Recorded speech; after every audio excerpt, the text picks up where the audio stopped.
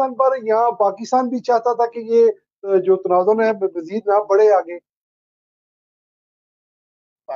ये जो तनाज़ा है इसमें अभी आगे आप ये भी देखें कि इसमें कंप्लीट डिफीट हुई है इंडिया को, कंप्लीट डिफीट। और ये जो ये ऑपरेशन बुनियानुल मारूस है, इसने टोटली ऑपरेशनल सिंदूर को आउट क्लास कर दिया। आप ये भी देखें, it's a big celebration for us. और हमें इंडियन फॉरेन अफेयर्स मिनिस्टर जो है वो सिर्फ 1.5 मिनट के लिए रिपब्लिक टीवी पे आया और उसने कहा कि हम जंग का सीज फायर करने, किसी का सवाल नहीं दिया और चुप करके बंद करके मुंह करके बैक करके क्या उधर से रवाना हो गया। और उनको इतनी इन्वेस्टमेंट है।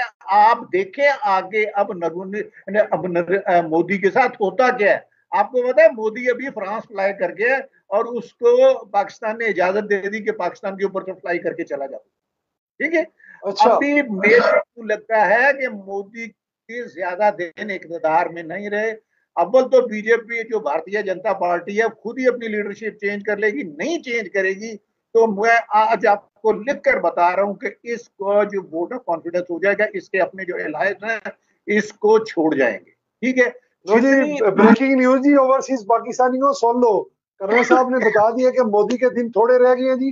बिल्कुल, मोदी जो है वो भारतीय हुकूमत से खाद उसके जो है ना हाथ साफ हो गए ने, तो निकल गया है। तो बस आने वाले दिनों में मोदी का जो है ना नाम ही एक दास्तानों में याद रखा जाएगा। ये भी एक ब्रेकिंग न्यूज है जी। SMTV global voice of overseas Pakistani colonel साहब ने आज खुशखबरी सुना दी है। आपके मुंह में जो है ना लड्डू मोती चूर के। और हम तो चाहते हैं कि खित्ते के अंदर अमन हो, हमारे पड़ोस मुल्क भी जो है वो भी अमन से रहे, पाकिस्तान भी अमन से रहे, लेकिन ऐसे दहशतगर्दियों की मौजूदगी में ये पॉसिबल नहीं है। तो आपने खुशखबरी सुना दी, थैंक यू सो मच। मैं दोबारा आपकी तरफ आता हूँ सर, जरा मेजर साहब से भी ले लें। मेजर साहब, आप क्या समझते हैं सर, क्या पाकिस्तान का जो ये दिफाई ताकत है और एटमी सलाहियत है, इसकी वजह से जो है खुलकर हमला नहीं भारत ने किया, बाज रहा इन चीजों से? बिल्कुल आप सही कह रहे हैं कि उनको शक था कि हमारे मिसाइल कितने इफेक्टिव हैं, हमारी एयरफोर्स कितनी इफेक्टिव है।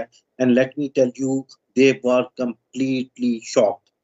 दे were scared of our missiles, but they thought कि उनकी प्रोबेबली कैपेबिलिटी और एक्यूरेसी इतनी नहीं होगी। और जिस तरह अभी कर्नल साहब ने बता दिया, ये मेरे मुर्शद भी हैं, मेरे उस्ताद भी हैं, और उन्होंने आपको बता दिया कि इतनी प्रिसीजन जो फायरिंग है स्पेशली मिसाइल की, वो दुनिया को एक रिकॉर्ड होगा कि इतनी प्रिसीजन से जो हमारी आर्मी ने किया है। जिस ब्रिगेड हेडक्वार्टर पे मिसाइल गया उसने उधर से इसमें तो कहते हैं गजों को नहीं मीटरों को गिनते हैं, लेकिन वो गज भी दूर नहीं थे, फुट भी दूर नहीं गए, इतने एक्यूरेटली फायर किए। ऑब्वियसली ये सब कुछ जो हुआ वो हमें चेक करना चाह रहे थे कि हमारी कैपेबिलिटी और रिस्पांस कितना स्विफ्ट है।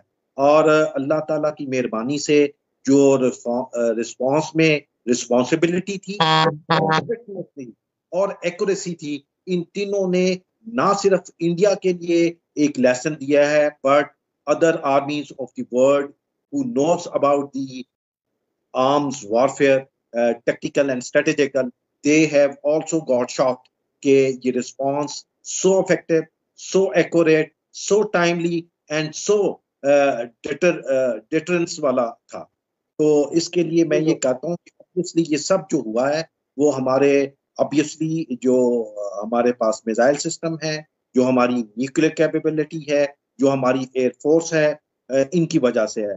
और इन तीनों आर्म्स ने इस बार इंडिया को वो स्टैंड ऑफ डिस्टेंस पे रख के उनको सबक सिखाया कि वो आइंदा ईयर्स के लिए लेसन होगा।